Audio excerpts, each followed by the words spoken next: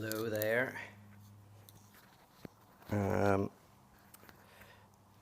think I'm visible. I'll just get this on. Yep, that looks like it's working. Looks like I'm coming through loud and clear. The sun is out. Finally, the last week has been beautiful in Northern Ireland. I'm looking out at blue skies and it feels good because I have been in hibernation mode, I think, over the winter. And I think now that the sun is out, I guess I got used to LA and I got used to that sunny weather. And I hopefully will be back in LA actually for a month, maybe in August. So if you're out in LA, I want to do some live events. I might actually go out there for longer than that, but initially a month in August. But anyway, I think I got used to the weather. I got weak and the darkness really just kind of made me want to go to bed early all the time. But I'm feeling great. This beautiful light is wonderful. I wish you could see it if I could turn it around. Anyway, some of you will, because some of you will be joining me in 4 weeks. Really, just less than 4 weeks. Wake will be happening just down the road in the barge on the Lagan. There's like 70 of us, and we have an amazing program. The best I think Wake has ever had. We've had equally good people, but this is great people and loads of them. So very excited about that. If you're interested, you definitely please join us. I'm going to start talking about Spark soon, which is in October, but Wake is the thing that is coming up. Anyway, say hi if you're watching live. Always, you can comment, critique, slag me off, do whatever you want in the comments. But also you can ask questions. Just put a wee Q and write your question, and at the end I will have a look and try to say something smart. Anything else I want to tell you about? I don't think so, but except for there's a lot of energy at the moment around Wake and around Atheism for Lent. As I said, we've got, I think it's almost 250 individual emails, and there's usually a few more people doing it. So I think we've got to say around 300 people doing that. That's a good number. We've got, I think, lots of engagement in some of the WhatsApp groups. And so yeah, there just feels to be a bit of energy. I'm going to be, as I say, hopefully doing some live events here and probably in LA. So I'm kind of like, I'm excited about the next decade, to be honest, where I begin to explore what this looks like in practice. And Atheism for Lent is an important part of that. So anyway, all of that, I'm just waffling until a few more people get here and we hit, a few minutes past 6, and then I can start. So hello and welcome to, is this week 5 of Atheism for Lent? That sounds correct. Well done if you have made it this far. As I say, if you have even done, I would say 50% of the reflections, I think that's absolutely brilliant. As always, I want to encourage you to keep an eye on what you find interesting and what you find boring and what you find disruptive, what you disagree with, and the stuff that you find yourself most at war with. That might be a signal to go a little bit deeper. That doesn't mean that to come to agree with that or anything, but to kind of work out what that is and to explore that a little bit more, because it's easy when we find things that we like and agree with. That's easy, but it's much more interesting when there's something that disturbs or disrupts us. And this is a decentering practice. I don't know if I've talked very much about why I call these things Atheism for Lent, the Omega Course, the Last Supper. There's another one, the Evangelism Project, why I call these decentering practices, but you can obviously guess that they're designed to destabilize, to decenter, to get rid of some sort of rigidity in some way, or just shake us up in a little bit of a way to allow a new perspective, to allow something to happen, to create a crack so that kind of the light can get in. So This week is probably one of my favorites, the week that you're going into. It's definitely this week and next week. And I'm going to try to talk about why I think this is such an innovative week.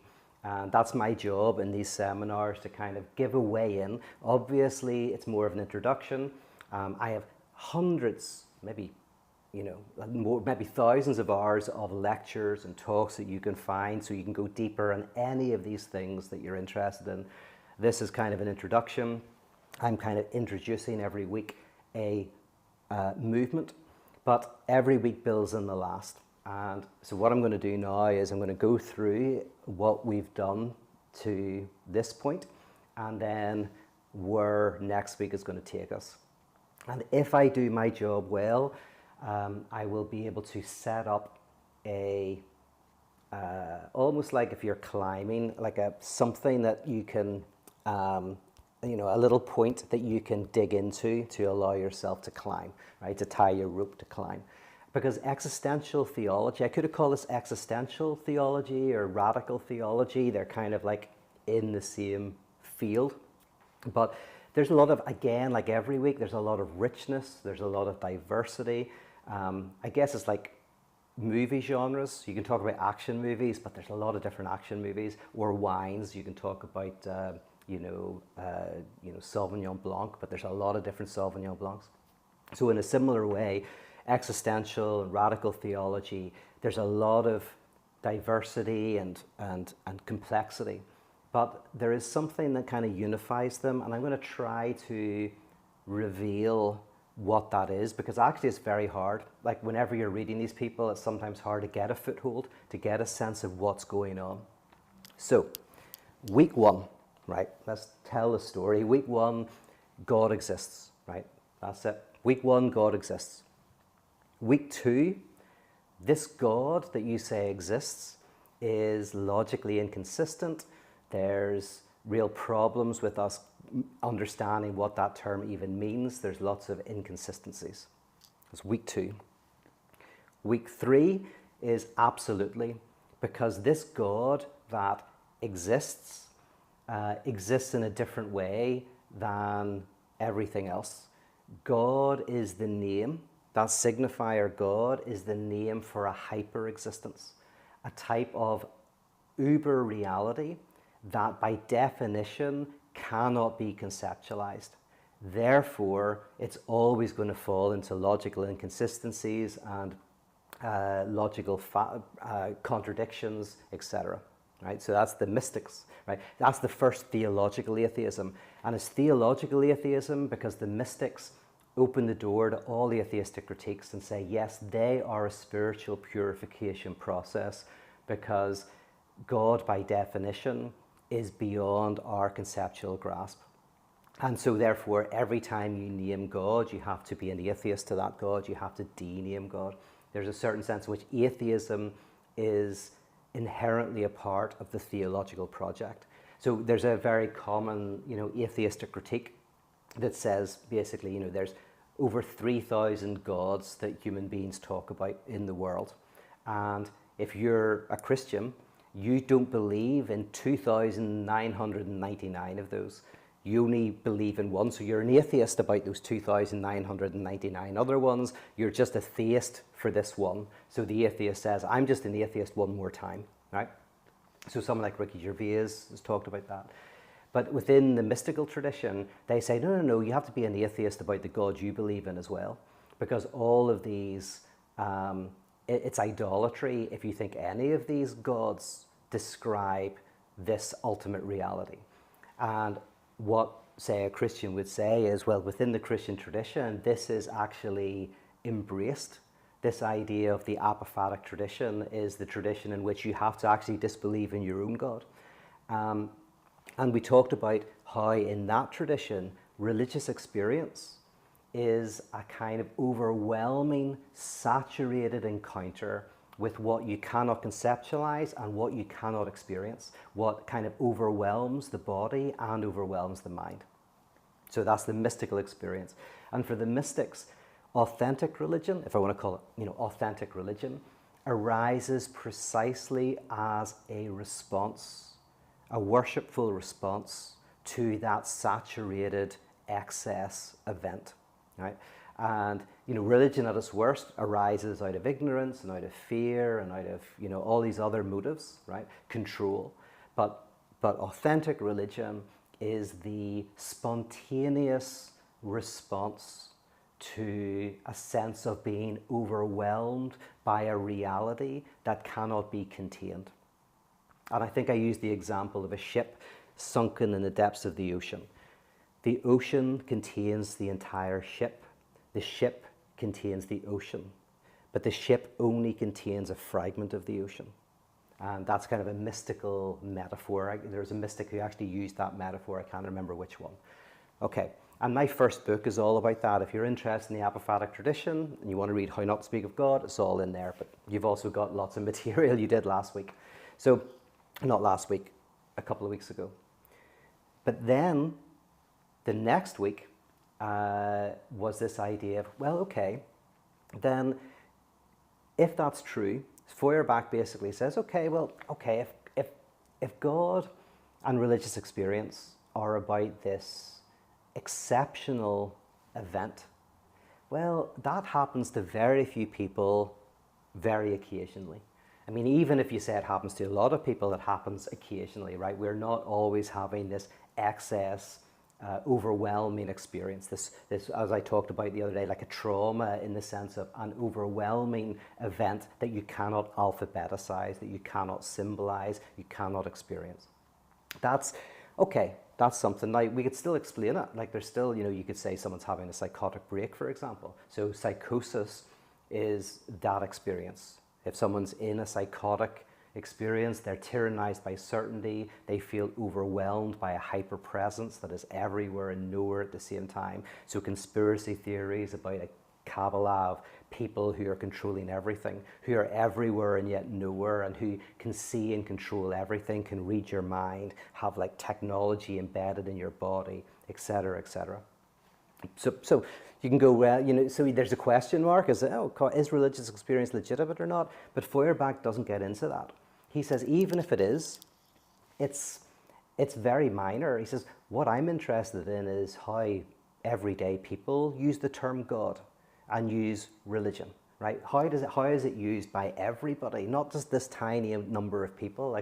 And so it's a real turn to God and religion as they're used in the everyday. And what you saw last week is a variety of ways in which thinkers show that God for Feuerbach can be a mirror of ourselves, of our own essence, and how religion can be. And this is the thing that I hope maybe you picked up from last week, and I talked about it a little bit in my talk, is that for someone like Marx, religion does show us our highest values, right? Religion is about love, it's about hope, it's about justice, right? You can't read religious scriptures of all sorts without hitting these ideas of love and mercy and justice and lots of other emotions as well, and darker ones. But even the darker ones are connected with ideas of justice. Even if they're unjust, they're kind of in the name of justice. So you see in religion these high ideals that we value. And even though for like someone like Emma Goldman and for Marx, this is often used in order to justify those who have power, and it's used as a weapon against those who don't sometimes. It's still, what Marx says is an opium, it's a painkiller. It's still, it works precisely because it's so beautiful. It works because it does talk about hope and love and forgiveness on all these ideas. And even Simone de Beauvoir, in her critique, it wasn't that religion at its best was oppressive to women. In a way, de Beauvoir was saying, well, no, it does talk about equality. It does talk about us being in heaven and we're all equal. Her problem is, that's precisely the problem, is it doesn't cash out in real change in the world. And that's why I quoted Marx last week. Religion is the imaginary flowers on the chains of our oppression, We must get rid of the imaginary flowers, not so that we see the chains in despair, but so that we can break the chains and pick living flowers. So that was the move of this kind of almost critique of the mystics, not by saying they're wrong, but just by going almost the bit that they think's not important. You go like, no, that's the important bit. Like, it's not like you on the mountaintop on your own having a psychedelic experience. Wonderful, that's great. But no, it's about the everyday, how people use religion, how people speak about God, when people pray, when people go to confession, do all of the religious sacraments, take communion, what is going on? Okay, so now we enter week 5. And what I want to say about week 5 is, just like the mystics accept everything of the atheists and go, absolutely, we say yes to that, yes and, in that kind of comedy improvised thing where in improvisation you listen to what the other person's saying and then you kind of add to it. In the same way, the existentialists embrace this notion of the interesting, important thing is what is going on in religion and in God as it's used by regular people.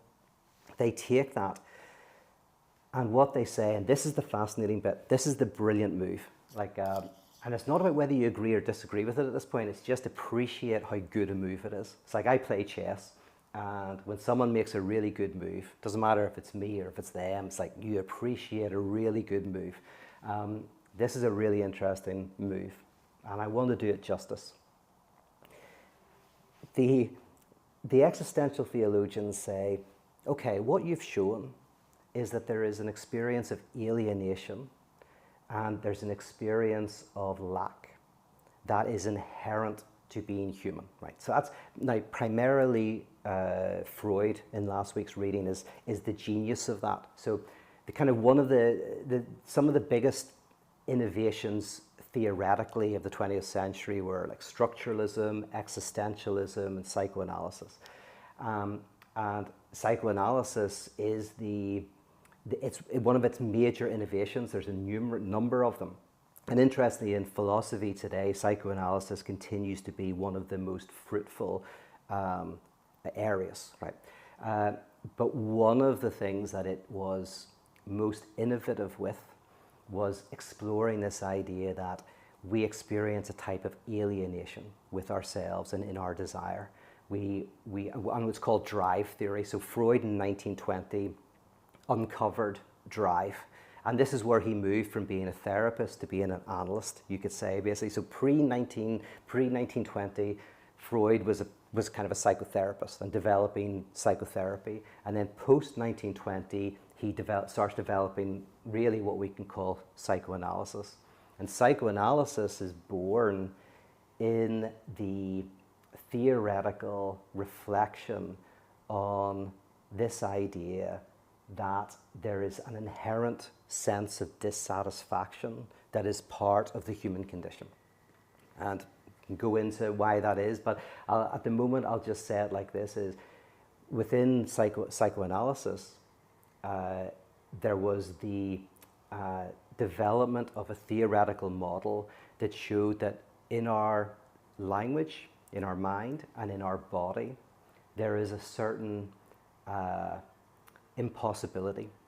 So language is a good example. I'll give you an example of both. In language, we continue to speak partly because we can never fully say what we want to. There's something about speech. So every time I give a talk, I try and say everything as well as I can. I am driven to try to say to you everything about the subject. But every time I come away from one of these talks, I realize, I missed stuff. I could have said that better. There's different ways I can go deeper. And so in a way, speech never ends because it's not communication. The difference between communication and speech or language, in a nutshell, is communication has a one-to-one ratio. So a bird makes a certain sound and it means there's an enemy or it means it wants to mate. And there's no misunderstanding. In a way, that signal means this. In language, we enter the world of miscommunication. You communicate, but also you miscommunicate. And these are intimately intertwined. So in a way, weirdly, as we come into language, we experience a lack, an impossibility. And it doesn't drive us to not speak, it actually drives us to speak. I have an example of my own life, although this is, but I didn't start speaking until I was 4.5.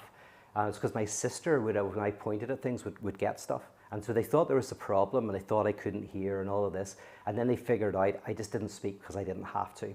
I was getting what I wanted by just pointing. And as soon as that stopped, I started to talk, right? But the talking arose out of not getting, right? I had to articulate my needs. And within Lacanian theory, you never fully articulate your needs. You never fully know. So as soon as you start articulating your needs, what happens, it's called demand. So need becomes demand. And demand, the demand for food, the demand for shelter, for sleep, there's a certain way in which we never fully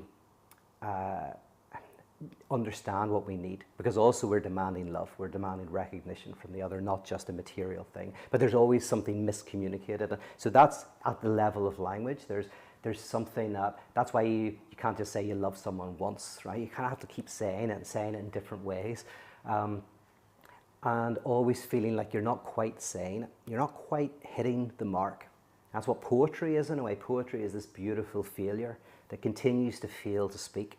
And then through that failure, if you think about the apophatic tradition, where Maimonides was saying that by saying what a ship isn't, you eventually start to get a notion of the ship. That's the metaphor he has. But in a similar way, poetry, by missing and missing and missing, does give a sense, more powerfully maybe than any other form of language, of what it misses, precisely by missing. So there's this generation of language. And then in terms of our bodily enjoyments, our affects, at a basic level is you never are fully satisfied, maybe for little moments, but there's a certain sense in which there's always a longing. There's not a sense in which we go, oh, I've got it, and now I'm happy. I bought this commodity and then I'm happy and don't need to ever do that again. There's something about desire that we can fulfill some desire, but some desire is for desire itself. This is very key in Freudianism, is there's not just desire for objects, there's also desire for desire. Like we enjoy desire itself, and that's called drive. Drive is the desire for desire in some respects. It's a type of not a desire for some object, but to actually maintain thirst, to maintain not having, because there's pleasure in not having. Just think about the child at Christmas waiting for the present. That enjoyment of not having the present is in many ways better than the pleasure of opening the paper and getting it, right? Your enjoyment of not having, like buying a lottery ticket, there's often more enjoyment in the fantasy you're thinking about winning than winning. I mean, winning would be amazing for a while, but you're paying for the fantasy. You get enjoyment out of the fantasy. That's why, in a way, if you're going for a holiday, you want to buy the holiday in advance. So, because you're not just paying for the holiday, you're paying for the enjoyment of thinking about the holiday. Anyway, so from the previous week, these thinkers, the Marxist thinkers, the Freudian thinkers, the existential thinkers like Sartre and de Beauvoir, they're all saying, so for Freud, it's in the subjectivity. In existentialism, I mean, it's similar. It's actually in subjectivity as well. And existentialism and psychoanalysis are quite close. For Marxism, it's in politics. But there's a certain sense in which there's alienation, there's lack, there's missing. That's part of what it is to be human. And so the existential theologians, this isn't unprecedented what they say. There's elements of it in different traditions. You can find a few thinkers in the past who talk about it, but these are the ones who really systematically reflect on this. And they say, yes, we feel an inherent alienation. We feel that we're not hitting something, that to be human is to have a certain form of dissatisfaction. And that is religious experience. Right. And so Paul Tillich says this the most clearly probably of this group of people. where he says, yes, religious experience is not what you get the LA idea. So in LA, a lot of it is, you have a drug experience, you have some, it's what they call peak experience. It's really wonderful, it's amazing. You feel, time dilation, you feel kind of like you lose the sense of self and you feel at one with everything, right? Okay, that's great. But for Paul Tillich, he says, but religious experience is actually the experience of not having. And everybody is having it all the time. So this is an interesting move, because if you remember, Feuerbach says, this is weird because this mystical experience happens rarely for a few people. But Paul Tillich says, yeah, but religious experience is happening everywhere, all the time, for everybody. Because to be a human is to experience a loss. Now this is fascinating, because if you think about it, people think about you either have a presence of something or an absence of something, right? So there's either something exists or it doesn't exist. The existential thinkers here are saying, there's the inexistent thing. There's something that exists in its non-existence. And a very famous example, Jean-Paul Sartre says, if you're waiting in a cafe for somebody and they're late, that person is absent to everybody in the room, but their absence is felt by you. So it's a felt absence. And for Paul Tillich, religious experience is a felt experience of alienation, which really connects, and I'm not going to go into this in depth because this is parotheology, you can find me talking about this everywhere, but it actually connects with the religious experience within Christianity that you identify with the crucified Christ. So, which is not an identity with a peak experience of wonder and amazement, right? That's an identification with, my God, why have you forsaken me? Which is fundamental alienation, right? So that's for Paul Tillich, the religious experience that everybody is having all the time. So why does he say that? Which, by the way, then you can basically take on everything from the previous week, because what Tillich is saying says that we as human beings are driven by something we do not have. We are driven by something we cannot grasp. That's the human condition. And I think that's my dishwasher, sorry. My dishwasher just started. He says, it gives 3 examples. For the philosopher, it's truth. For the artist, beauty. And for the activist, justice. So when you say that a philosopher is driven by truth, there's a sense in which the philosopher never gets truth, right? They always want to grasp the truth. If you're a philosopher, that's what you're driven by. But in a way, you're driven by something that you can never grasp. You just feel and feel and feel. But the failure is generative of knowledge, of advancement, of depth. For the artist, they're driven by beauty, but they never paint a painting that captures beauty. There's always a kind of failure to capture what they're driven by, and so they paint again and again and again. For the activist, justice is what they're driven by, but a justice that never arrives. A justice that because here's the thing, and this is what Paul Tillich says, is if ever you think, oh, I have justice, that becomes, he would call it demonic. If the philosopher ever says, I've captured truth, if the artist ever says, there you go, I painted beauty, I got it, right? Then that's a kind of like a reduction, an attempt to cover over this lack, to make something material fill this, what's called ontological alienation, which means fundamental alienation, a fundamental sense that to be human is to experience not having, at a very deep level, right? There's things that we can have, but there's something that we're driven precisely by an insatiable thirst. Again, this is called within psychoanalysis drive, an insatiable thirst that cannot be met. And people try to get rid of this. The 2 big things are either you can get rid of it, right? So the religions of nihilism, you can get rid of your drive, or the religions of hedonism, you can fulfill it. You can get the thing that will stop up your desire, right? Those are the 2 main things. But within existentialism and within Hegelianism and structuralism, these different movements, they, I think, show very persuasively that neither of those strategies work. That this insatiable dimension is what Schopenhauer calls will, by the way. So for Schopenhauer, he sees that the whole universe is driven by this thirst. There's that Greek myth of Tantalus, isn't Tantalus, who was cursed by the gods that there was always food just out of reach. And that's so to be tantalized, right, to be tempted, and he never can get it. That is a kind of mythology of Schopenhauer's will. There's a certain unrest, an ontological unrest that is part of, now for Schopenhauer, not just humans, but also everything. There's a certain oscillation of will that can never be satisfied. And that drives us. It doesn't stop us, it actually drives us forward. Just like the scientist is always interested in what they don't know, that keeps them going. They're driven not by a teleological end goal, but by something else. And this is where then I come to this notion of God as the ground of being. So this is a term that Paul Tillich uses, and he takes it from German idealism.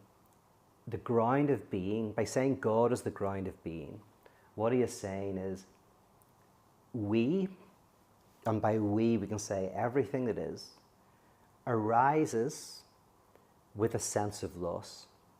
Like we've lost something. Just like the infant when they separate from the primary caregiver, this separation marks them with a sense of loss for something they can never get back. We are marked by this loss. The loss testifies to a ground that we can never positively know, understand, or grasp. But it in its very negativity, it points to a ground. And that ground is what we call God. So God, the signifier God, is the name we give to this ground out of which we arise.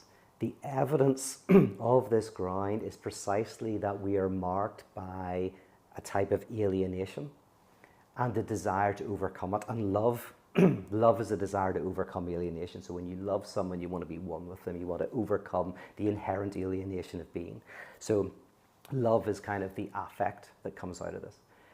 And that is slightly different than from the mystics, because ultimately when you say God is the ground of being, you're saying that this word God refers to an absence. It refers to something we cannot grasp, that we cannot deny.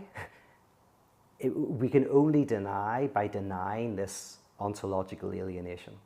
This is almost like not that they give an argument for the existence of God, because for these thinkers it would be ridiculous, because that would be like having to argue that there's an inherent hunger to being, which in a way is testified to in every moment of our existence. The fact that you're doing atheism for Lent is because in a sense you think you're missing something. You know, you want to learn something. You want to potentially have a deeper understanding of theology, or you want to have a deeper understanding of atheism, or you feel that this would be helpful in terms of your personal experience. Something is missing, and you feel it. And for Paul Tillich, religion at its best, authentic religion at its best, says to you, that is beautiful. That is evidence of your freedom. And we'll come back to what that means. And religion is designed not to say, oh, you can overcome it, not to hide yourself from it, but to help you tarry with that negativity and to prevent it becoming demonic.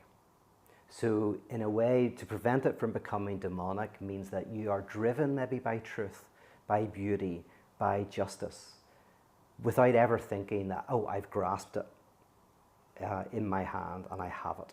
A continual, ongoing openness. If any of you have studied philosophy, you might know that this is post-structuralism is an expression of this. So what's often called postmodernism or post-structuralism is this openness to a future that never arrives. It's a kind of way in which you kind of go that to be human is to always be open to a future and to a promise that you never grasp. So for someone like Derrida, when we talk about justice or democracy, democracy is never fully grasped. Democracy is always to come. There's always something undemocratic about our democracy. It can always be better, can always be different, but we're driven to enact democracy while knowing that democracy is an ideal that is always promised but never arrives. What can be called an eschatological theory, because it's almost like the Messiah is always waiting to come but never arrives. So religion for Paul Tillich, religious experience is precisely desire absence, which, by the way, is connected to anxiety. So existentialism and psychoanalysis have the most sophisticated understanding of anxiety.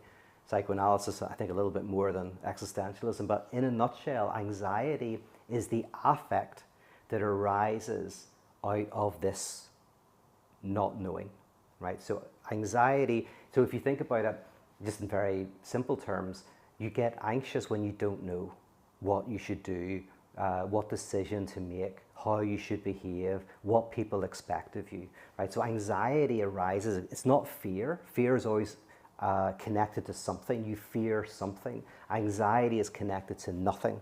It's a fear of a type of lack. So anxiety within existentialism is not something to overcome. It is the evidence of our freedom. Soren Kierkegaard actually calls it spirit. So our spirit is anxiety, which is kind of great. And so the idea is that you don't try to overcome anxiety. You try to embrace it and accept it. You try to change your relationship to it. But anxiety is actually the evidence of your freedom. And it's what we try to cover over, what we try to hide ourselves from, what we try to avoid, and all of that. But anxiety is the evidence of religious experience. In fact, you could say anxiety is religious experience in a very intense form. Because if religious experience is the experience of lack, of alienation, and anxiety is the affect of alienation, and religious experience is the exclusion of anxiety. But not just the exclusion of anxiety, it's just at every moment, religious experience is what we're having. And that religious experience points to a ground, something we lost, and that's what we call God.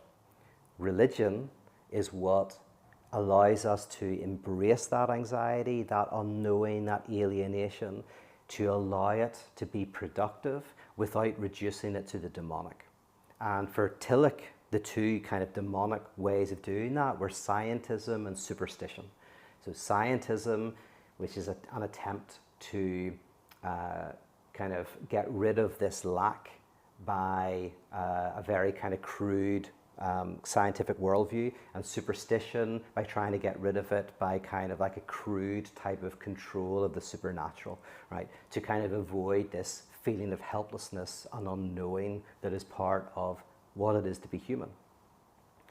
Now, the reason why I think this is such a brilliant move is it takes this lack, this alienation, and this thirst for justice, this thirst for healing, this thirst for grace, this thirst for mercy that you saw in the last week, and it takes all of that up and it says, yes, that is the very heart of what authentic religion is about. And the role of the theologian is to help us navigate those desires, to be open to them in various ways. Just like in psychoanalysis, it's the cure is partly to become comfortable with your dissatisfaction, to enjoy a type of alienation, find a way to not overcome it, but to inhabit it better.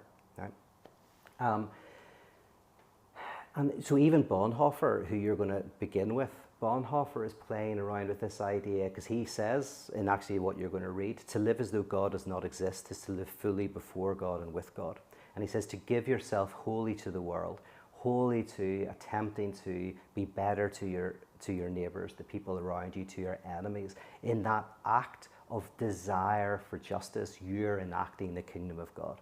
That's it, nothing else. You get it in Emmanuel Levinas, where theism is not about believing in God, it's about being open to the face of the other, to see that they are a unique individual who cries out for justice. And atheism for him is not belief in God, but the closing oneself off to the cry of the neighbor, the cry of the other. So it's a very powerful kind of move that you're going to make.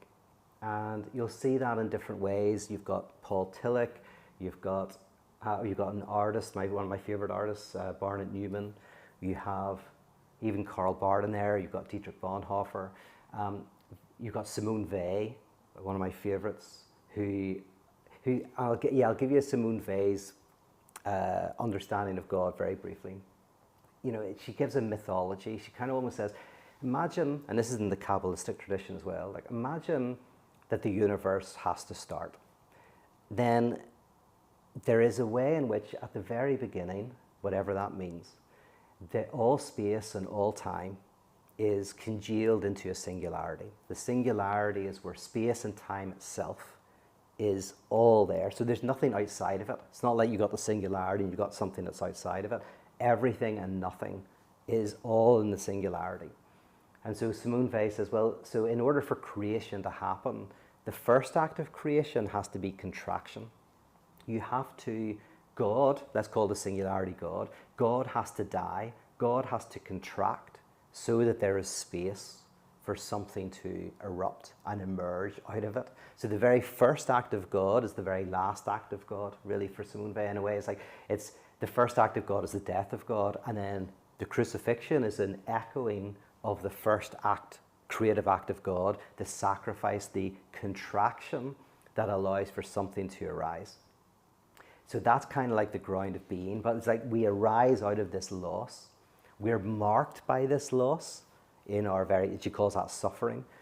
She doesn't mean by suffering or anguish, you know, something terrible happening to you. She kind of means the anguish of just being a subject, the anguish of being human with this inherent sense of loss. But this inherent sense of loss is positivized, i.e. it is felt. It is something that one is marked by, and it is what drives us. And as I say, it's what, in a way, religion at its best allows us to relate well to, this kind of lack. Is there anything else I want to say?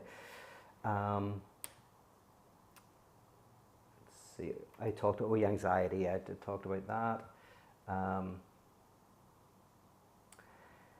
Yeah, I think that's if you can grasp that, we're good. The basic move here is this move from God as hyper being to God as ground of being. God is the name for what is testified to in the inherent dissatisfaction of being that we're continually attempting to return to through our acts of love, through our acts of work, through our acts of creation. And this absence is a lure. A lure is the word that Whitehead uses, but it's a great word, that you're lured precisely by what you do not have. You're lured by God, not God as something that exists, but that insists as a ground that marks you. And that's pretty much kind of like, I think, a good foothold for understanding the thinkers that you're going to be reading this week. So I'll have a look and see if there's any questions.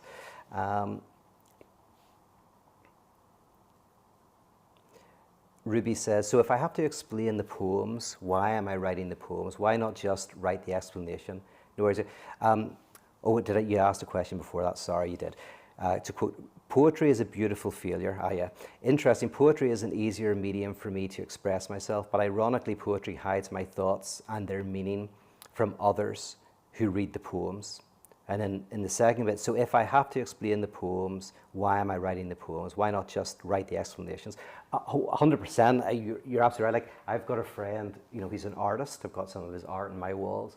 And, I made the rookie mistake many years ago of asking what a painting meant to him. And he was like, listen, if I could explain it, I wouldn't have to paint it, right? There's a certain sense in which the painting is its own form of language. And as you're right, like, if you could if poetry was just when I say poetry is a failure, I get actually like that sounds negative, but I almost want to, I'm trying to say poetry is a beautiful failure.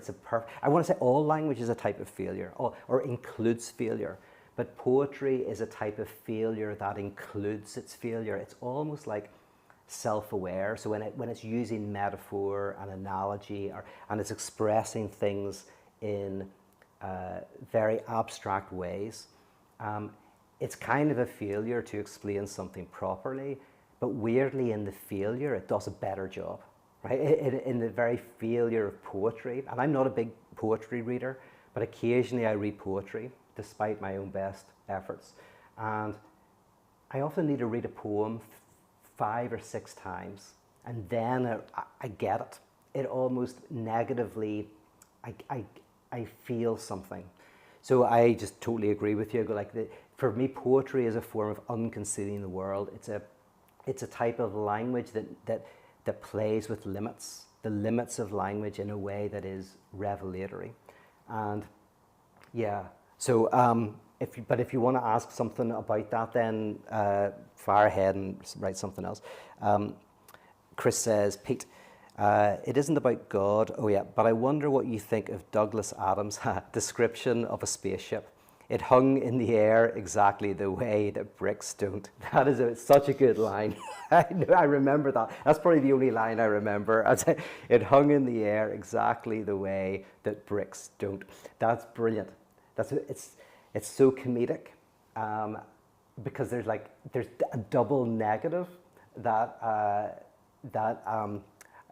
yes, that I probably could think about and analyze, because it is like how jokes often work. So in that double negative, it feels like it communicates something. So yes, Chris, that's a brilliant line.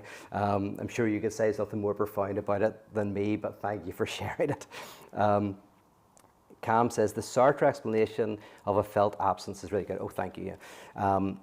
Sartre's, I was saying thank you as if I gave it, but thank you on behalf of Sartre. Yeah, like Being in Nothingness, his entire book, Being in Nothingness, is in a way a reflection on how nothingness is and how nothingness makes an appearance. Almost like the difference between us and other animals is that what we don't have is not just as important, but more important to us than what we do have. There's a great book by Adam Phillips called, I think it's called In Praise of Missing Out, or something like that. But it's interesting because it's going, oh yeah, we as human beings are more drawn by what we do not have, by what we imagine, often than what we do. And that's very, very significant.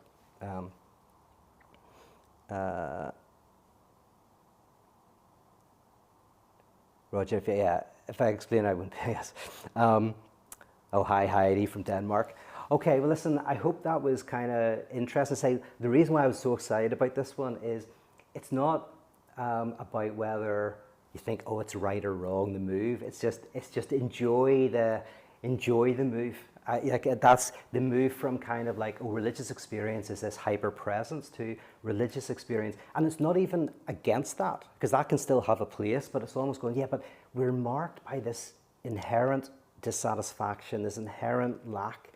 And what if that is what joins us with Christ? You know, my God, why have you forsaken me? The ultimate sense of alienation. What if that is the place that actually testifies to the brilliant, what religion can do really well, which is strangely help us navigate that feeling. So as capitalist subjects, the thing that satisfies is the commodity. We often, without consciously thinking there's a commodity that will satisfy us, a commodity that if we had, we would be happy.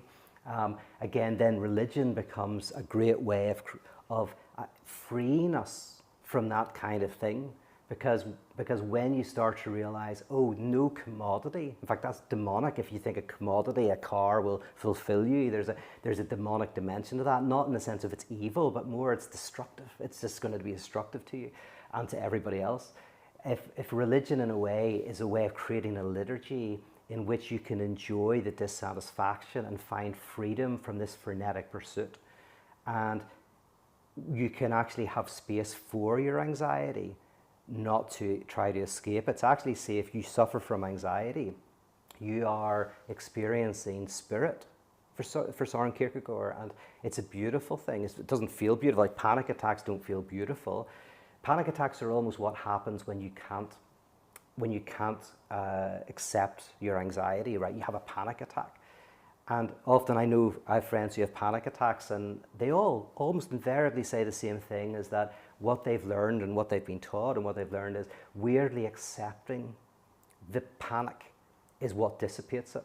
So strangely, like the panic attack is a way of almost protecting yourself against anxiety that ends up being worse.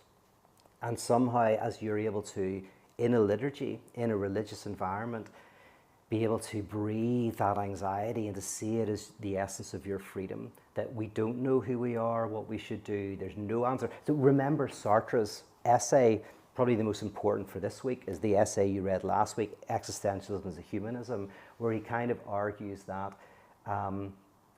we can't escape our freedom, we can't escape our anxiety, it's something that's inherently part of us. The religious existentialist, and by the way, Sartre pretty much got that from Kierkegaard, right? So even though this is where the genealogy doesn't work too well, because what Sartre is saying is a secularized Søren Kierkegaard. He took those ideas, like a lot of those ideas are inspired directly by the theological existentialists, who will go, yep, that's the beauty of being. And what religion at its best should do is help us to embrace and enjoy and tarry with that negativity, turn it to the good. And so it's a clever move. It's a very good move. So enjoy that move. Think about it this week. Walk around it, enjoy it. And then we're going to do an even more interesting move next week. All right. Thank you for joining me. I will see you next week.